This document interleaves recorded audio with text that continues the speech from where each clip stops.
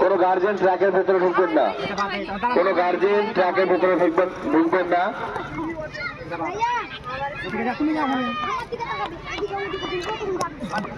সোজা লাইন দে, সোজা লাইন দে সব।